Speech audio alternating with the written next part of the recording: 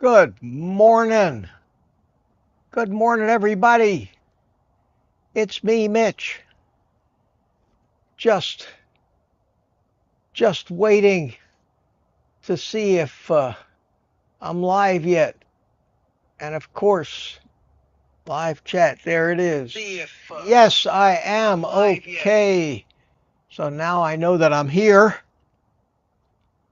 You'll pardon me if I'm a little loopy this morning, but the show must go on, my friends. And again, to quote my favorite comedian, Rodney Dangerfield, and I really mean this, I was in rough shape yesterday, but I'm okay now, and I'm here to tell you the whole story. I'm here to tell you the whole story. But first, and most important, welcome to Morning Coffee with Mitch. I am going to allow myself 1 cup of decaf today. No caffeine for me. Probably not until this thing passes. It hasn't passed yet, but I'll tell you all the details. And drink it if you got it.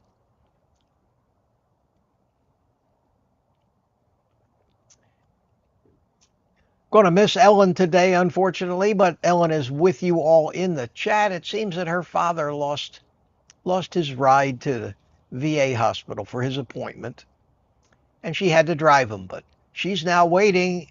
She's got her notebook there. She's chatting away to everybody. Hi, Ellen. Good morning. Good morning. I appreciate the effort. I told her in a text that she was a trooper. She was a trooper. Sorry I missed the live stream last night. That was the first live stream in well over a year that I actually had to cancel. But stuff happens. I was thinking to maybe do a makeup tonight. I haven't decided yet, but when I decide, if I'm going to do that live stream tonight, the 2 hour, what normally is Tuesday, I'll just put it up there. I'll put it up and you'll see it in your feed. And but I don't know yet. It depends on how today goes. My little announcement video yesterday drew, God, how many? I didn't count them. There were so many comments. So many comments. And let me look at the bottom of the chat to make sure people aren't yelling at me. I can't hear you. I can't hear you. No, it looks like the chat's working, and I guess everybody can hear me. I miss Evan Ellen here to verify that that's all working. There'll be no music today. I decided to keep it simple, and talk about this adventure. And it is. These things are adventures, and evidently, in looking at the chat or the comments on this video, I'm certainly not alone. So many of you, in wishing me the best, told me that this has happened to you. So many of you were making suggestions about this remedy or that remedy. Some of you told me what I was doing wrong and why I had kidney stones. The majority of those posts says, Mitch, you're not drinking enough water. You need to drink a lot more water. That's why you have kidney stones. I do. I appreciate all, believe me, I appreciate all the kind thoughts. But no one out there who doesn't know the multi-year story of my kidney stones could possibly know what I'm doing wrong or what I need to do to fix it. It's impossible for you guys to know. I just wanted to say I appreciate the great intentions.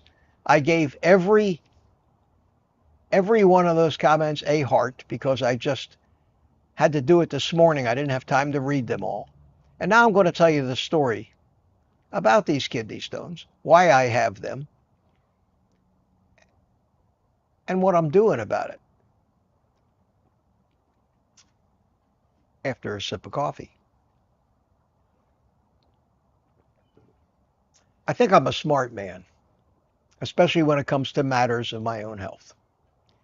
It's a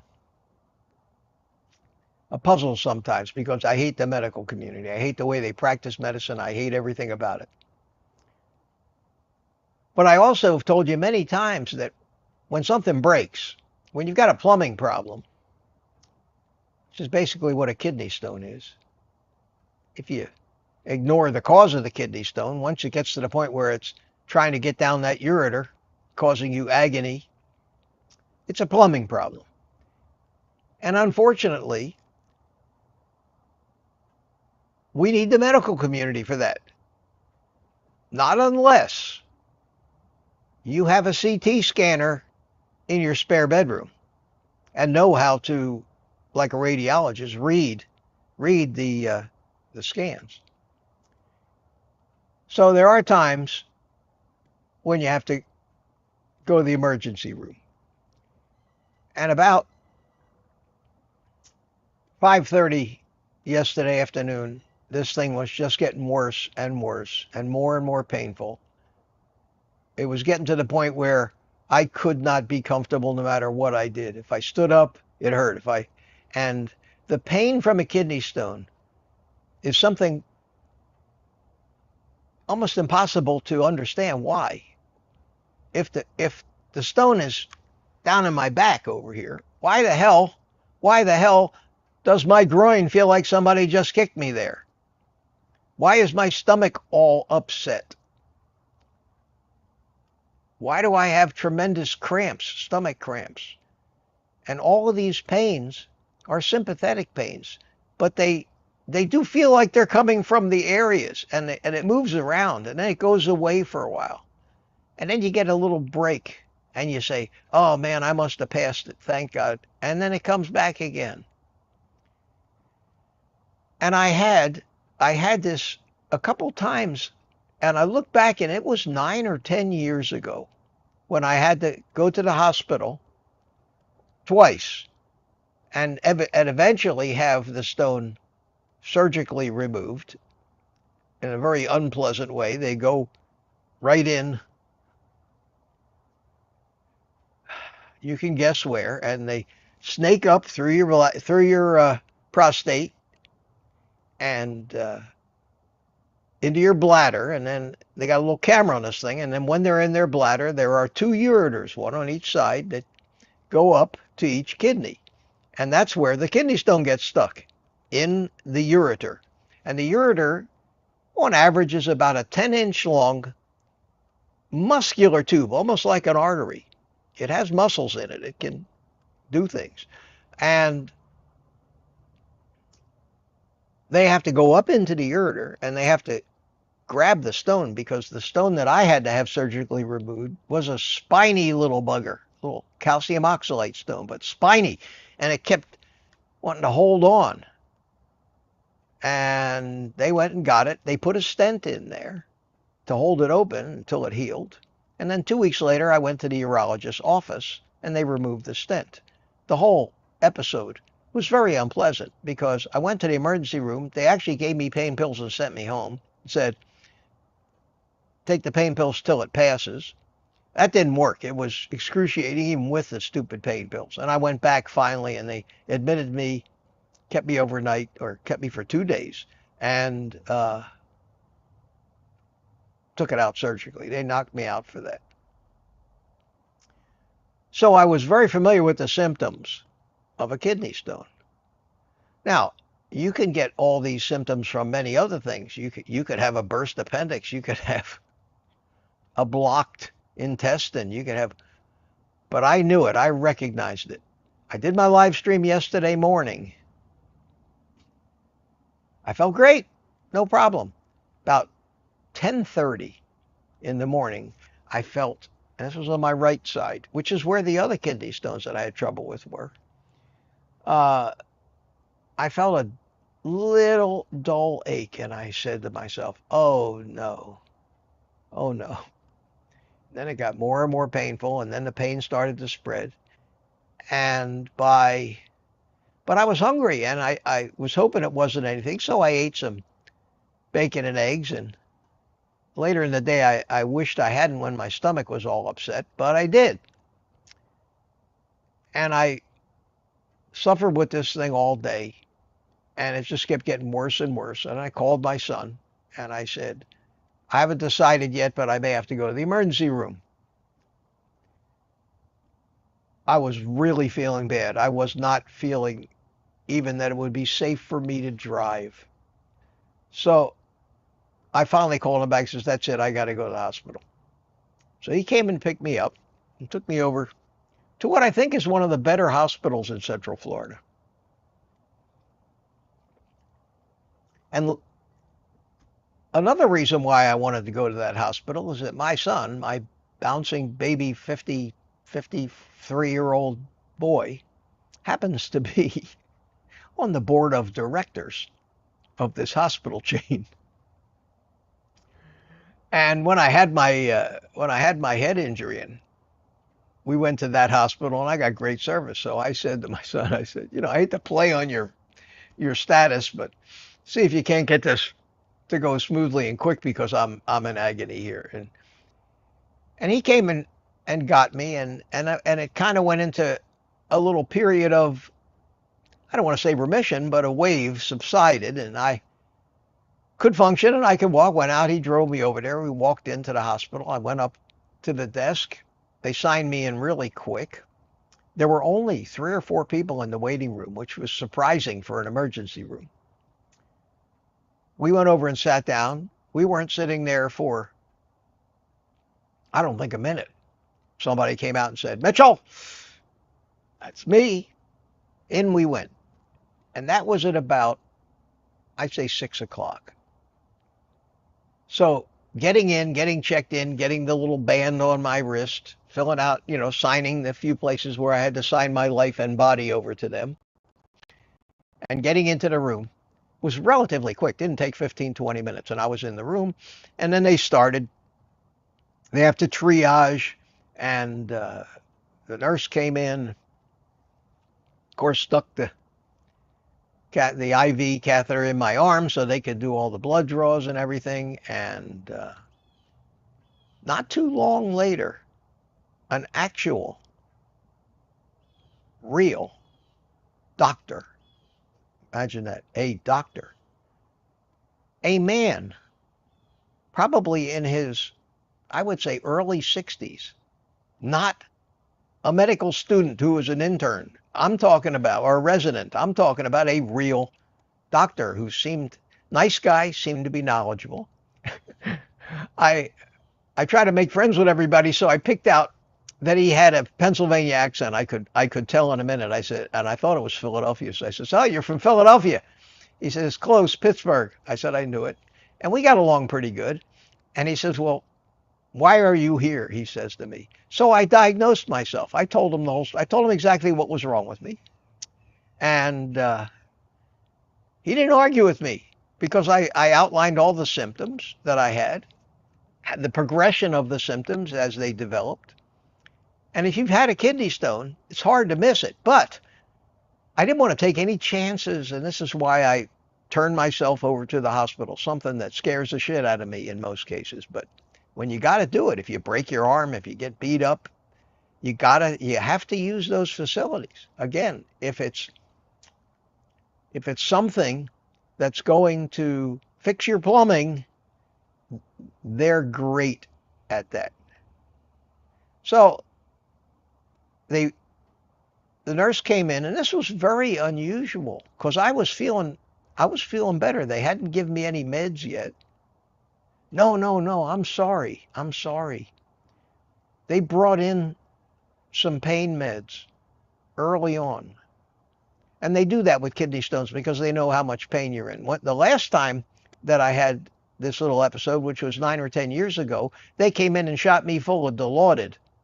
And if you ever had a shot of Dilaudid, that is some heavy duty stuff. I mean, I was the life of the party within 10 minutes. But they gave me a cocktail of 2 pills. They gave me a 325 milligram oxycodone with acetaminophen, and I don't remember the name offhand, but they did give me another NSAID with that was supposed to be like a longer lasting.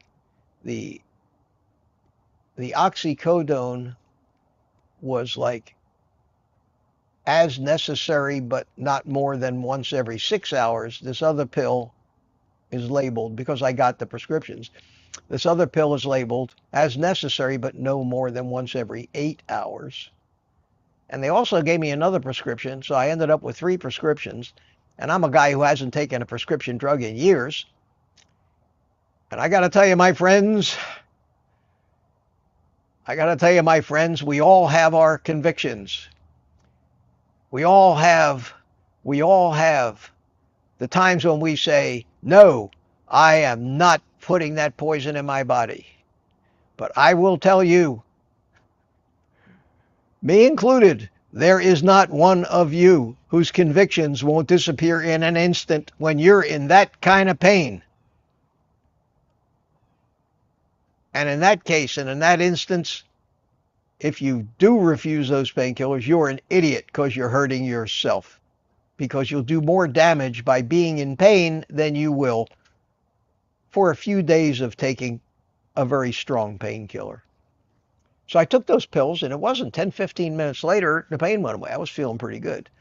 Not only was I feeling pretty good, I was feeling high. I was feeling high as a kite. I became, again, the life of the party. Joking with the nurses. When the doctor came in, I was already out of pain, so we talked, and he gave me a pretty good little checking over, listened to my heart, listened to my lungs, lean forward, tap, tap, tap, explored my abdomen, pressed here, pressed there, pressed everywhere else. And he said, well, we need to get a CT scan, and we'll find out what's going on.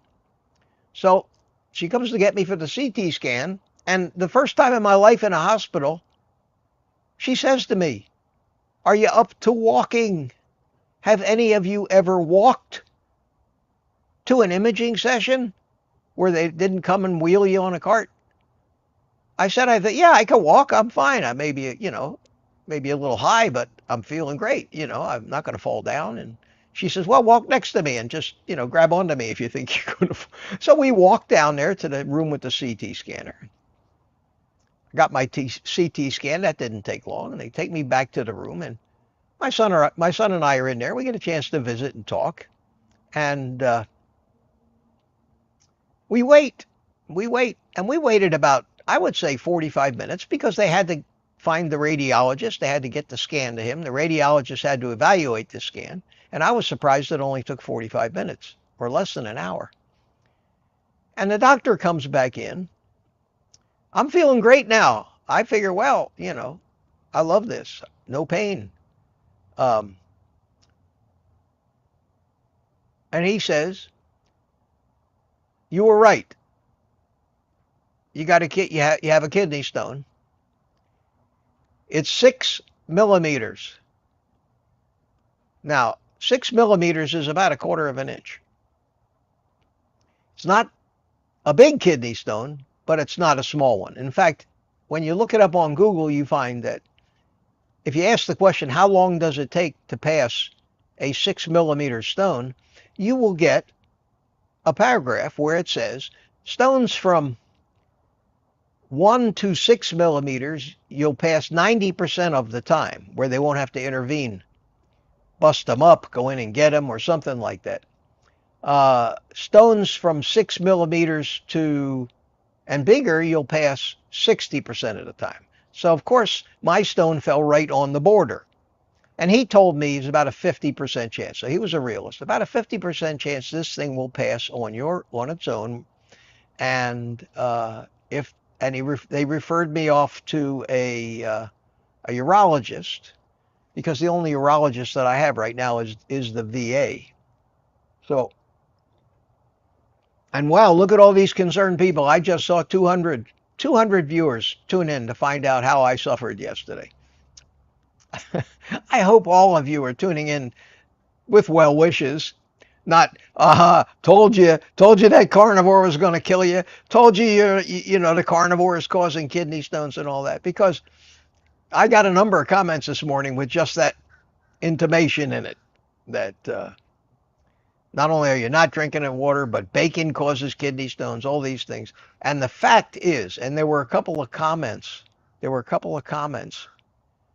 that of people who go through the same exact thing.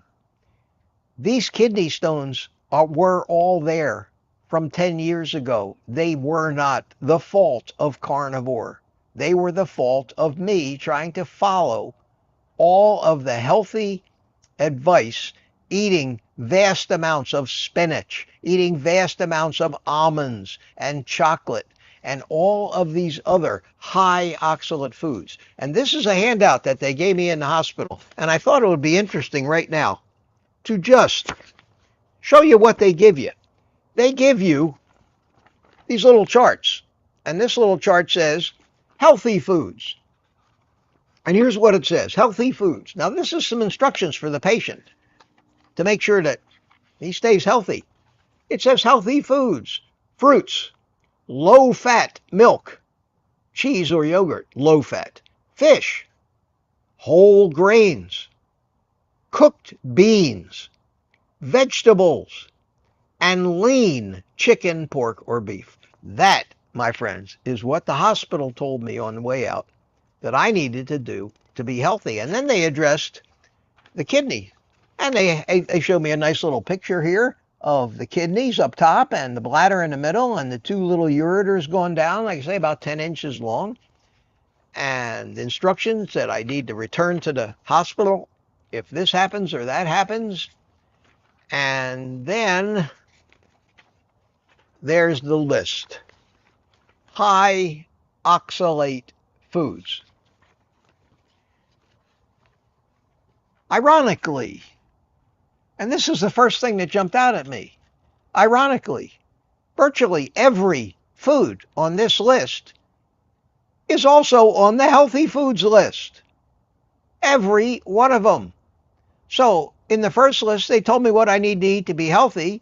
And then in this list, they come and tell me I shouldn't eat these foods because they're high oxalate. Make up your mind. Potatoes and yams, legumes and beans, seeds and nuts, wheat bran, soy, tofu and miso, raspberries, spinach, Swiss chard, rhubarb, beets, chocolate and cocoa, processed meats, they're talking about like salami, pumpkin, eggplant, grapefruit, and juice. Well, my friends, they have just pretty much outlined the entire vegetable kingdom. Anthony Chafee is right. Plants are trying to kill you, yet on their other chart, they told me to eat. They didn't say eat a lot of meat, they said only eat lean chicken, pork, and beef, but eat all these healthy fruits and vegetables. So which is it? Which is it? And this is the dichotomy of advice. It just drives me nuts, the bullshit that's out there. And of course I'm a little unhappy about it. But that's what they did. They gave me this. I know better. But to all of those of you who told me I'm not drinking enough water, that carnivore caused the kidney stones, let me tell you what really happened. And a number of you have told me that this also happened to you. Since I've been on carnivore for over 2 years, my kidney stones have been dissolving. My body is ridding itself of oxalates. I'm dumping oxalates. I've had rashes where little pimples contain an oxalate crystal. And part of dumping these oxalates are your kidney stones start to dissolve because you stopped eating oxalates. Now, my kidney stones were all nice and big and pretty well firmly implanted. I had 4 in each kidney, up to over 1 centimeter in size. These things were little boulders in there. They weren't going anywhere. But this is a very common problem that carnivores have, and it may be one of the downsides because you are going to have to put up with, excuse me, passing these stones. They are going to get small enough where they'll start to move. I think I've passed two or three of them already. I had 8. The last time I had an X-ray a couple of years ago, I was down to like 5. A couple of them passed, but I think they were small enough where I just felt a twinge, and I think they passed quickly. A little burning urination after that happened, so that tells me something went through me. Excuse me, I'm sorry.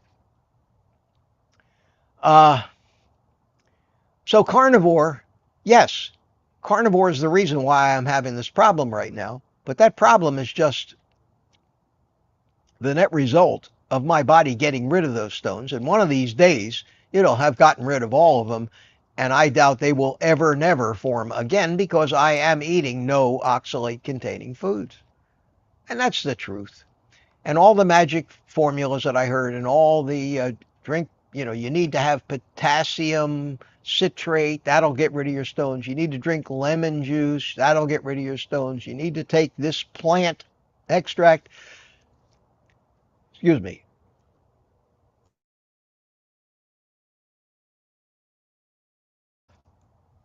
I muted so you didn't have to hear that.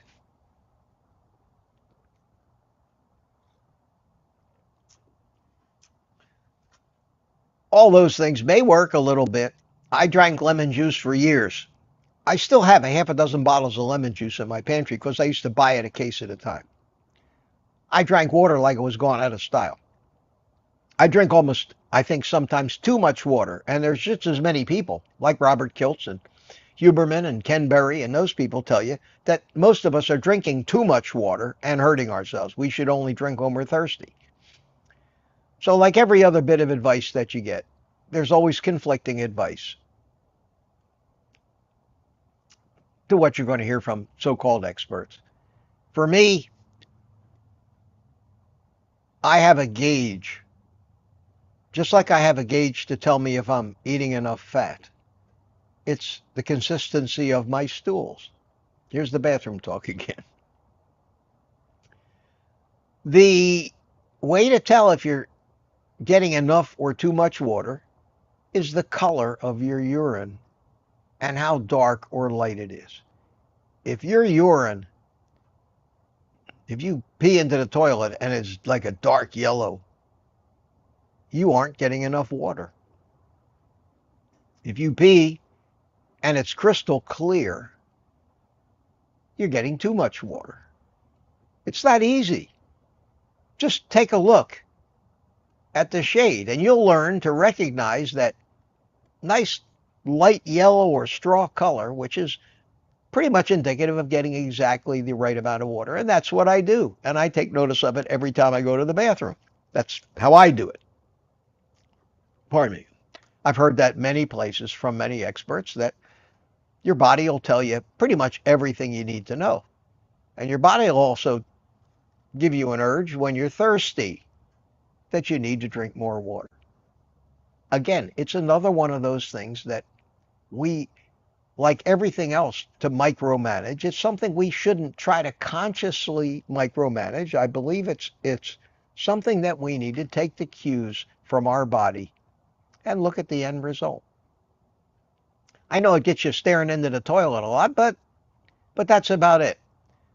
So they wrote me 3 prescriptions, and I'll get to the end of this story, but got a couple hundred people who are fascinated, and knowing so many of you have these kidney stones, where I am right now is this. As of yesterday, this stone had traveled 1/3 of the way down the ureter.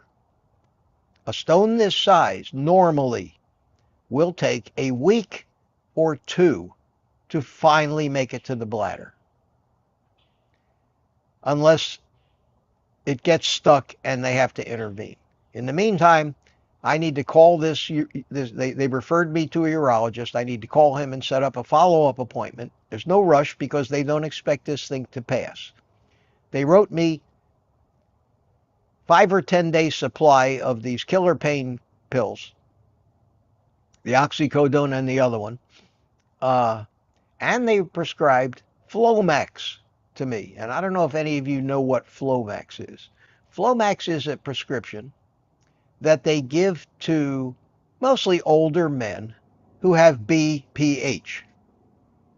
BPH, an enlarged prostate. It's common, according to what I've read, it's common in over 80% of men my age. And it's not because they did anything wrong. It's just that the prostate grows when you get older. Just like when you're older, you look at an older man, our ears grow. Older men have, when they get to be 100, they got ears like elephants. Our noses grow when we get old. There are certain things on our body that just grow, and the prostate is one of them. And there's very little you can do about that. And you get this BPH. It's not cancer. It's not prostate cancer. BPH means benign prostatic hyperplasia. Fancy word. They have a drug that does a couple of things. It kind of almost works, and there's some literature on it because I researched it. I researched it not just yesterday, but I've researched it in the past to find out what it did. Believe it or not. In fact, some people can substitute this Flomax for Viagra. One of the side effects is that it tends to give men erections, raging erections. And most men would say, well, that's great, give me some of that Flomax. But one of its other major side effects is it makes it impossible to have an orgasm. Well, the hell with that. The hell with that. You give me the equipment to do it and then you deny me the pleasure? Oh, come on now.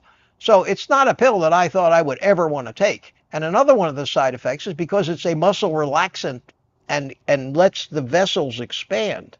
When it comes to a kidney stone, it will let the ureter relax and really aids in the passing of the stone. And for that reason, and that reason alone, I said, yeah, give me that. Anything that'll help this thing get through there with the least amount of pain,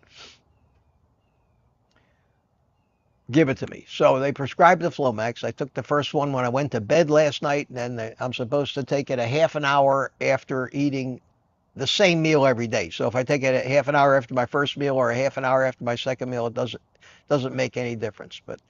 And they gave me enough of that for 10 days. So I'm really hoping that this thing is all done and over with in 10 days. Now, to finish up this story, which has taken half of the stream already, and get around to looking at the chat and saying hi to you guys, which I'm sure Ellen is probably all over. Thank you, Ellen. You're a trooper, sweetie. I will tell you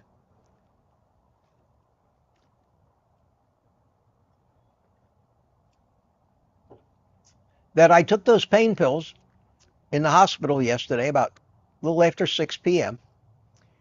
I actually got out of the hospital at 10 minutes after 8. Can you imagine that I actually got into an emergency room, had all of that done, got a diagnosis, got imaging, got prescriptions, and got discharged in 2 hours and 10 minutes? That was a new record. I wonder if maybe and I told somebody there, my son is on the board of directors, he got very self-conscious about that. He didn't want to use his influence to try to get me service. I mean, and I admire him, but I'm so proud of him. I want to tell everybody. And I said, well, if you didn't want me to tell everybody, Mike, you should have told me. But I really think that, because he called ahead to let them know we were coming, so I think they had as close to the red carpet laid out for me. And you know what? If I have that advantage, I'm going to take advantage of it, because anybody in the kind of pain that I was in should be taken first. And I would if I saw somebody come in crippled over like that in pain, I would certainly volunteer that they go ahead of me. I can wait another few minutes. So I took a pill, and then on the way out, when I was leaving, she said, you got to have to probably get your prescriptions filled in the morning. Do you want another pain pill? And it was the 8-hour pain pill, not the Oxy, but the other one. She said, do you want another pain pill to hold you over for the night? We'll give it to you here.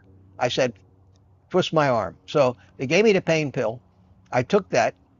We looked up the Walgreens drugstore closest to where we were, and their pharmacy was open till 9 o'clock.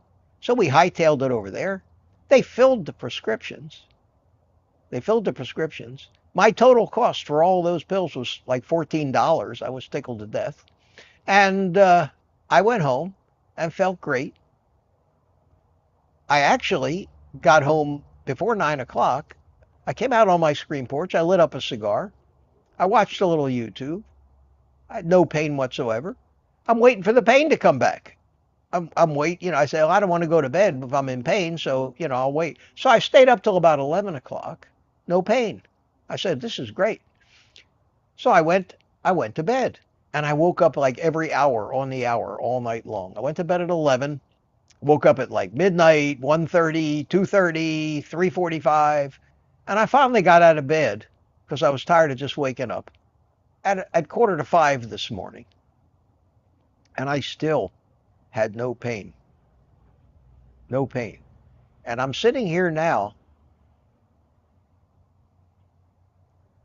I can feel that something's going on, but it's not unbearable. So I have to decide how I want to deal with these pain meds. I don't want to take them if I don't need them. They act pretty fast, so I'm not worried about that. So I'm going to wait until maybe this thing only causes that pain when it gets stuck somewhere, but as long as it keeps moving, maybe it doesn't. I don't know that. They don't tell you enough. They don't spend enough time with you to tell you all the eventualities in the hospital. They're busy. But I'm going to be on and off with this thing until it passes. It's incredibly common. There's literally nothing I don't think to worry about. I'm not worried. My family isn't worried. It's just getting more and more common. More and more common because of the dietary advice that tells us on one hand, don't eat these oxalate containing foods because they'll cause kidney stones. And in the chart on the page before, it tells you, eat all these vegetables, they're good for you.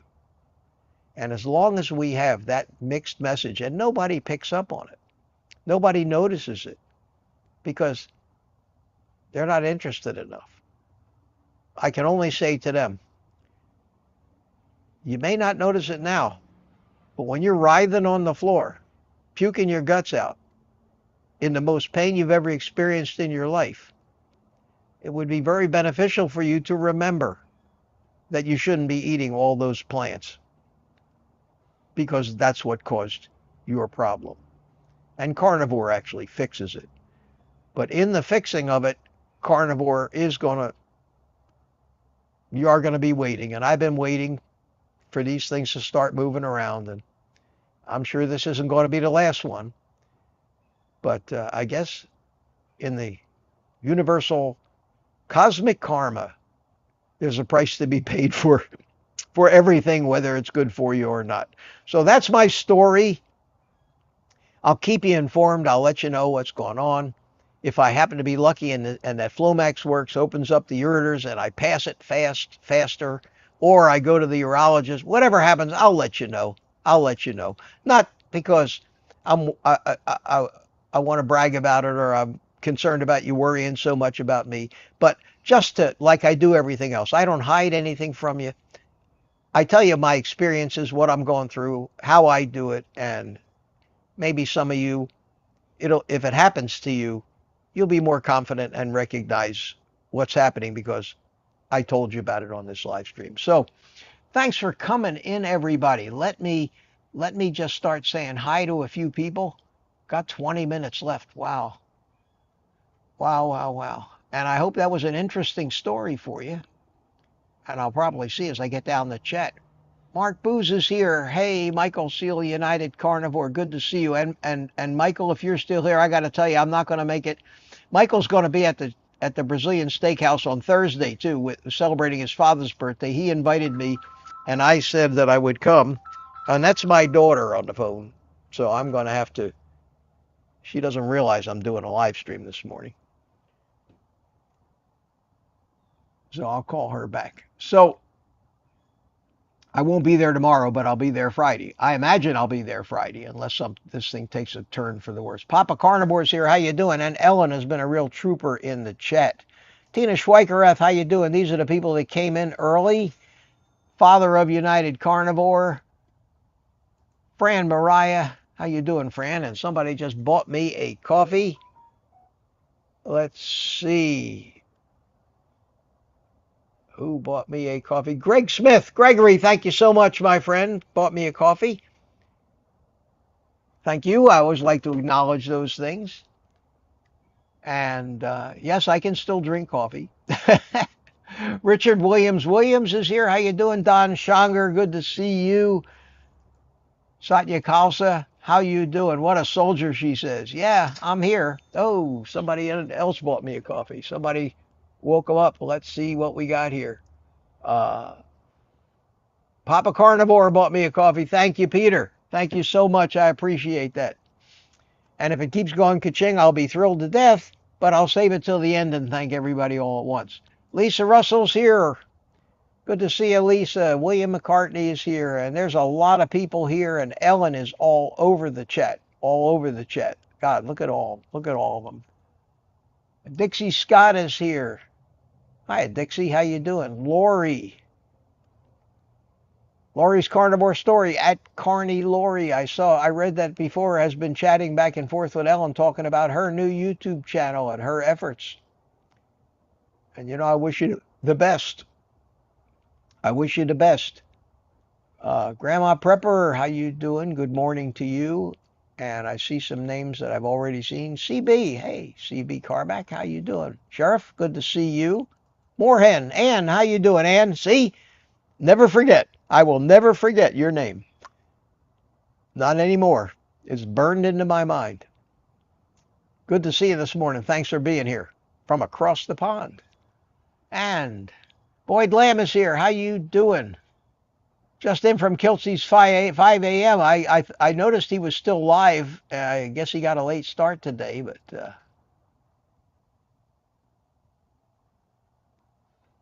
we're going to see Kiltsy on Friday. Mama Bear is here.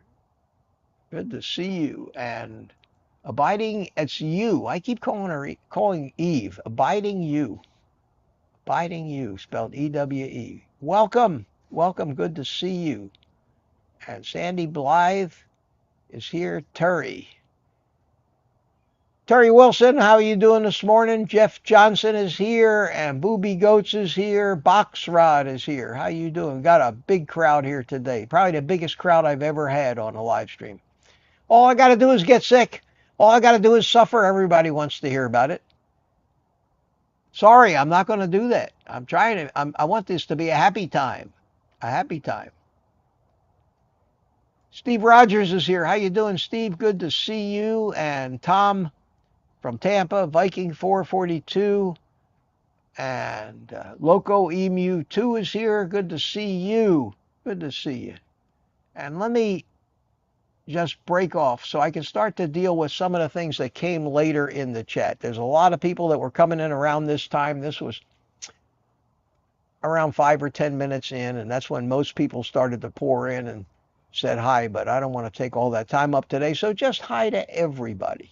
Hi to everybody. And I'm going to try to find the bottom of the chat here. Okay, down at the very bottom of the chat is Rain Dancer says good morning. Meet Bethy Mad. How you doing? Good to see you. Rose. Borgman is here. Richard, CDL driver. Standing Fork says hi to Scooby. Trailer Trash Tim. How you doing, Tim? Bacon and eggs cause kidney stones. Also, the Earth's flat and the moon is actually made of cheese. Yes, sir. There's a man that knows everything. I get the sarcasm, Tim, and I appreciate it. I honestly do. I honestly do. Bacon and eggs cures kidney stones, and so many of us have gone down the same road I'm going right now. Yes, sir. Kiltz is funny, has incredible energy. He does that. That he does. That he does. Dancing with life. I trust you're feeling better. Keep dancing with life. I am. I think the meds from yesterday are still working, or the thing maybe it's some of or most of the passage is going to happen without pain, and that would be great by me. Uh, I don't have a CAT scan in my bedroom, so I can't track its progress. But as long as I know I got those pills, that if it gets severe again, I can pop a couple of them and it'll be, 10, 15 minutes, it'll be gone. I'm going to live with that. I don't want to be taking these pain pills as a prophylactic and just jamming myself full of this medication if I'm not hurting. And I think that's what as needed means when they put it on a label. Papa Carnivore is plugging for me. So let's all buy Mitch one or more cups of coffee. Thank you. Link in the description below. Uh, I'm not averse to that. Thank you, Peter. Thank you. I appreciate that. Guy knows who his friends are, that's for sure. Doctors not dispensing actual health care, just pain meds. And in my case, I was thankful for that. Yes, I was. Terry says, my son makes me crazy with phone calls. They care. He cares. He cares. David Ken says, good morning. How are you? Anthony S. is here. Good to see you. He told me meet. Terry says, daughter wants your stone update. Yeah, I gave it to you. You can pass it on. You can pass it on. And you guys are just talking to each other here, and I'm trying to look for names and see what you're saying. I'm looking for questions. I don't see any. I used to use raw baby spinach in smoothies for my mom. Yeah.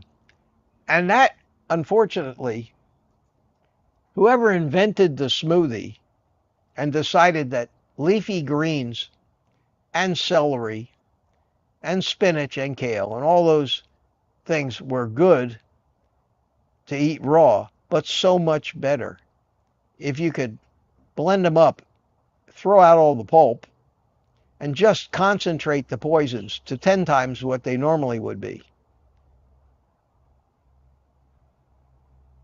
And the same thing with fruit smoothies. Why eat an apple or a banana when you can cram 5 or 6 whole pieces of fruit into a blender? Blend them all up and actually incredibly up the dose of fructose and sugars. And make it so sweet that it's so addictive that people are going to keep coming back to your smoothie shop like they keep coming back to Starbucks for all those foo-foo drinks. Every time I've been in a Starbucks, I notice a funny thing. Of all the people in line, I'm the only guy that orders black coffee. And I don't go to Starbucks unless it's the only coffee shop in a hotel or something like that. I hate the place. I hate their coffee. I think it's terrible tasting. But there was a Starbucks in the hotel where we had the Keto Orlando meeting. And, I got there early. I went in and got a cup of coffee. Everybody in line, and there was a long line of all the people participating in the various functions at the hotel. Every one of them was walking away with one of these frosty, foamy, fancy foo-foo drinks. And I walked up and I said, give me a small black coffee. They looked at me like I was from Mars. Are you sure? Yes, black coffee, please. And the only thing missing from this morning, and I'll bear your indulgence, excuse me, no music. I didn't want to fool with that this morning. But excuse me while I fire up this cigar. Because cigars, I can tell you most assuredly, follow my adage of don't eat plants, smoke them, and do not in any way cause kidney stones. Oh, a couple of ka-chings. I'll get to that here in a minute.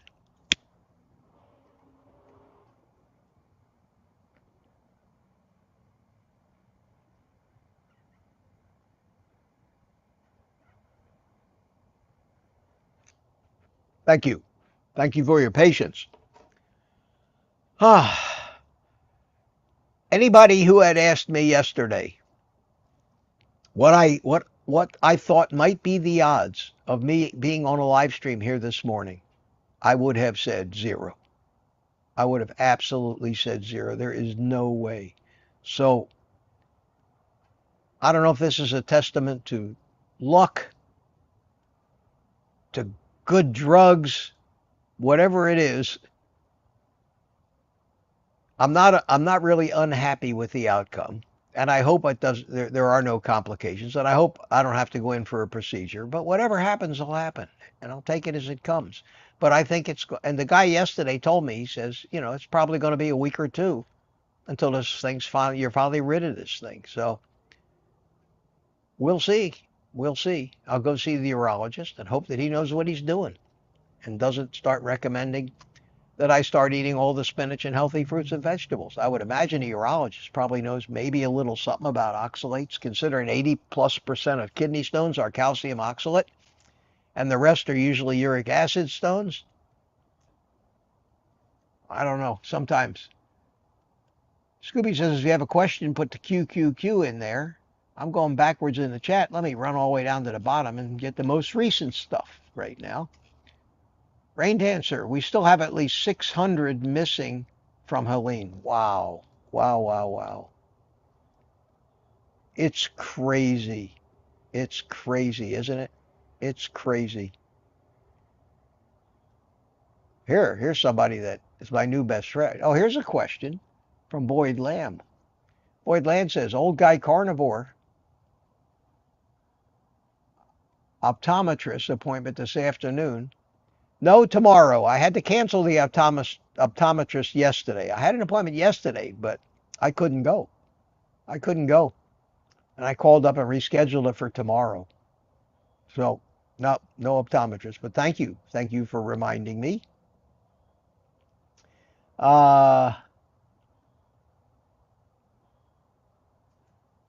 Dave Asprey says nicotine converts one vents. What is that? Or event. What is prevents? You got an O instead of a P. Nicotine prevents Alzheimer's. Well, I don't know how much nicotine I get out of these things. I don't think I get very much. I don't inhale it in my lungs. It's not going to be absorbed by my lungs. I might get a little bit absorbed in the mucosa in my mouth, but I don't think enough to really addict me to the nicotine. For me, it's more of just a habit. It relaxes me. I can go weeks without a cigar and I don't get withdrawal, because we don't inhale them. So, but yes, I think that's true. I think nicotine and caffeine both have good things and bad things, and you have to decide which is more important to you, I suppose. If you abstain completely from either one of those, you may be missing a good benefit, like preventing Alzheimer's. But I think the carnivore prevents Alzheimer's all by itself. And the sad fact is nobody's done any studies. You can't do studies on that. They would take too long. You could only have one variable in each study. You couldn't put somebody on a carnivore diet and then have them use nicotine. And then when they lived longer, you couldn't attribute it definitely to either one of those, because it could have been either one of those or both. So you can only have one variable in a study, and you have to do the study long enough until the person actually dies and see what the end result is. You can't do a study like that for 2 weeks and declare one of them is better or a blood marker is better. So those studies can't be done. That's one of the greatest tricks from the other side that keeps wanting us to stop eating meat. They just come right out and yell, there have been no studies. Why haven't you done these studies? You're hiding something. It's bullshit. It's politics. Those studies are impossible to do in any meaningful way where you can be sure of causation and not just a loose association. Like the study that showed that red meat causes diabetes, put out by Harvard University and our friend Walter Willett, where they defined red meat as pizza with pepperoni, because the pepperoni is meat, as a McDonald's hamburger meal with the shake and the bread. But there was red meat in there. So yes, you eat the pepperoni pizza and the McDonald's meal, and yes, you're likely to get diabetes. But you got to be a certain kind of fraud to try to blame that on the tiny little bit of red meat that you happen to get incidentally among a shitload of carbohydrate. Bread, ketchup, sauce, smoothie, you know, milkshake, pizza dough, pizza sauce loaded with sugar. Oh yeah, and a couple little thin pepperoni slices. But they classified that in the red meat department. They knew what was going to happen. It was a stone fraud because all of those people are stone frauds. And I don't believe anything I hear out of Harvard, Tufts, or any of those other people. Tufts is the one that came out with the ranking that put Cocoa Puffs on a scale of healthy at 80 and a fried egg down at 10. These people are crazy. They're con men. They're criminals. And they're killing everybody. And they're getting away with it. And not only are they getting away with it, they're making themselves rich as hell. It is so frustrating.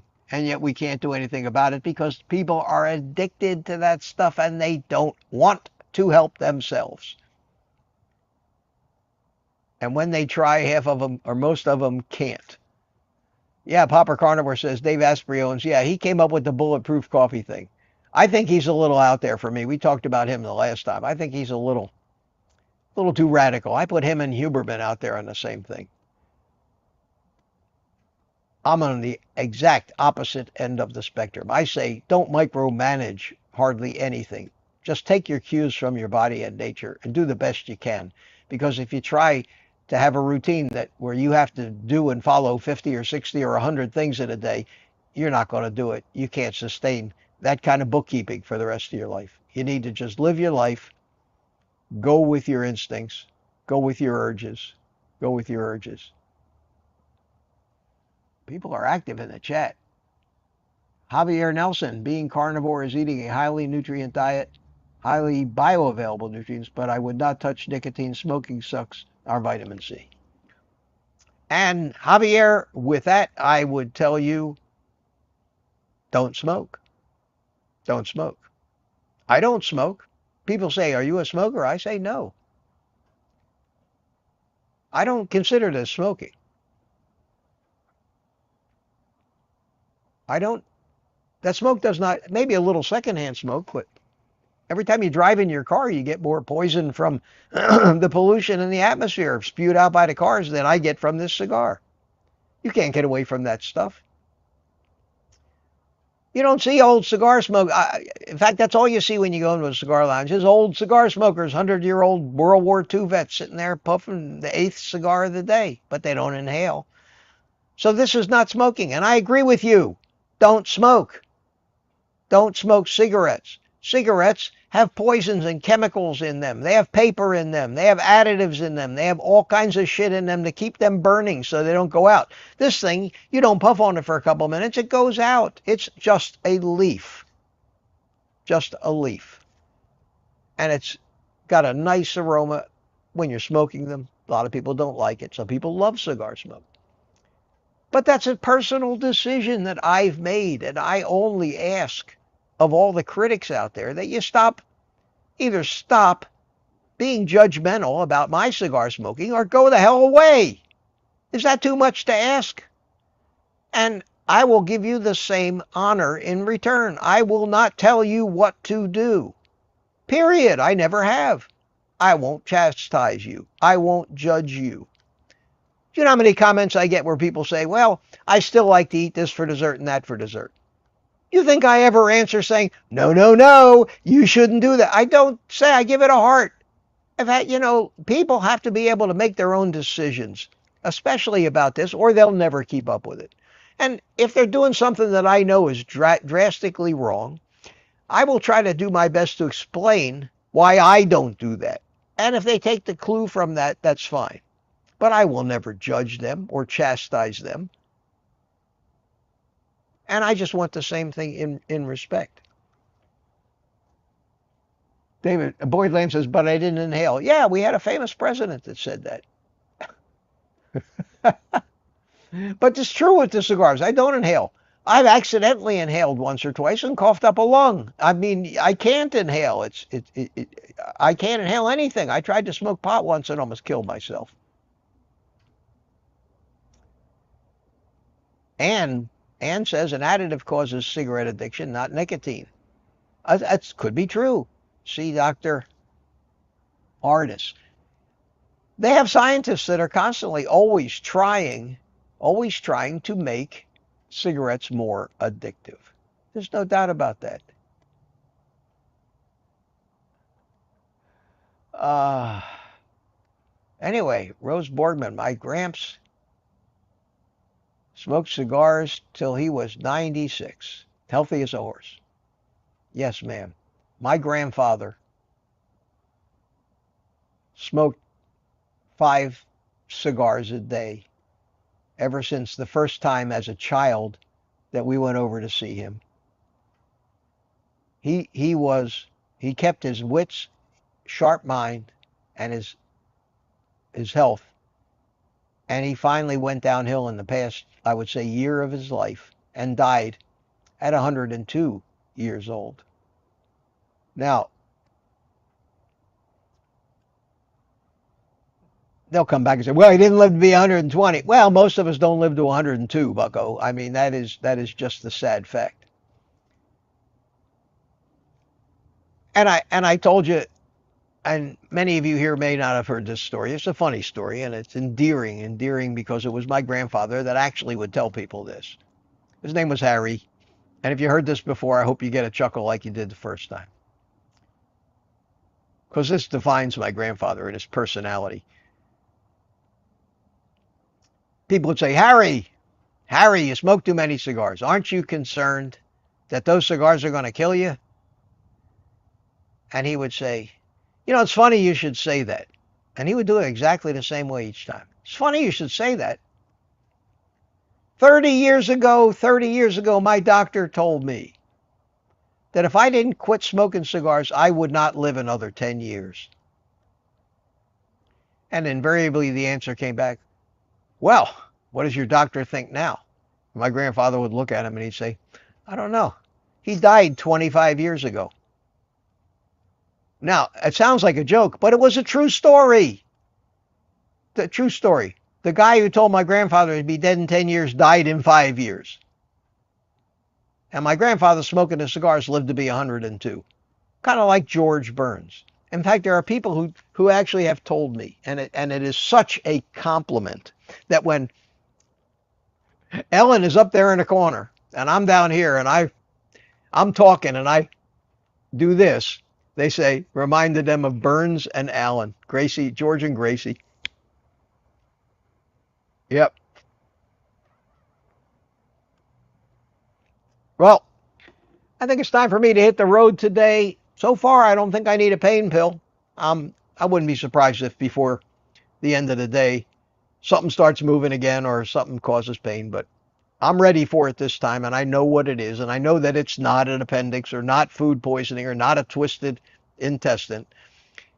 And if you want to listen to somebody's real take on what happens in the hospitals, watch Lee Copus's last video, Kent Carnivore, where he talks about that as a result of the last surgery. Now, he's the guy with the ostomy bag, the British guy, and he had to go to the hospital because he had a blockage, something was twisted up. He has no colon, so his small intestine has room to move around, and it got itself blocked, and he had to go to the hospital for the same reason I did. He didn't have a CT scanner at home, and he needed to know what the hell was causing this tremendous pain. He waited 16 hours over there in the British medical system. The title of his video is "Pardon My French," because he swears his head off, and he never does that. But he lets his true feelings out about how aggravated he is with the so-called healthcare system. And they found out that it was caused by scar tissue from a previous surgery that he had. And he got it straightened out and went home. But none of us want to go to the hospital.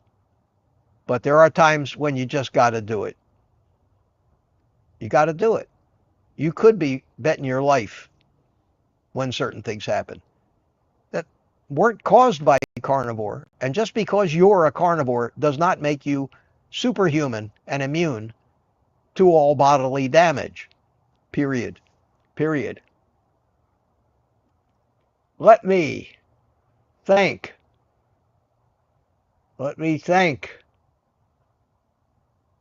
Hang on a second. Let me thank those of you. Oh shit, wrong site. I will get there. People who bought me a coffee this morning, thank you. God, look at them all. It's fabulous. CB Carmack bought me a coffee. LOI Loy bought me a coffee. Said, feel better soon. CB Carmack says, hope you're pain-free and stoneless soon, Professor Mitch. Thank you so much. And Loy says, feel better soon, sending much love. Thank you. Thank you so much. And then if you don't put your name in, it says someone bought you a coffee. Whoever that someone was, thank you so much. Satya Khalsa bought me. Sympathy coffee, she says. Thank you. Thank you. Thank you.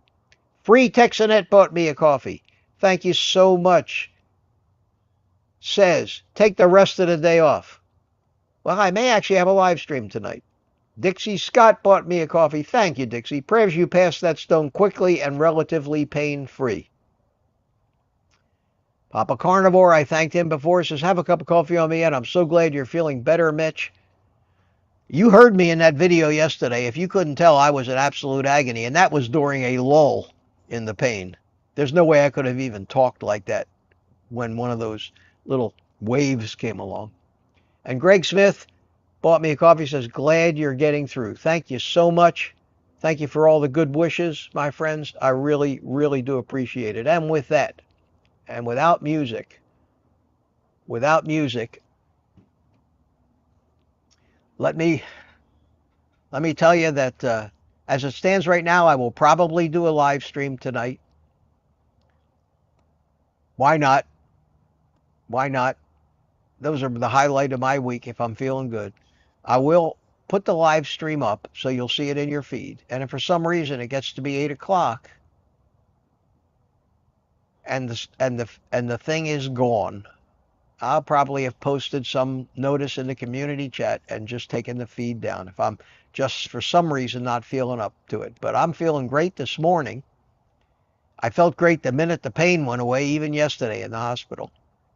And as long as I got the means to keep that incredible pain at bay, I'm just going to continue to go and live and do the things I normally do every day. I'm going to probably not eat as much, more than likely. I'm not going to drink as much coffee. And I am going to take it easy with deference to this thing. Rose Borgman bought me a coffee. Thank you, Rose. Feel better, Mitch, she says. Thank you very much. Much appreciated. Appreciate all your thoughts and good wishes, all the comments on those videos. And with that, my friends, we'll see you tomorrow. Well, I'll see you tonight unless something drastic happens. And we'll see you tomorrow morning, Thursday morning. So take the rest of the day off and eat meat.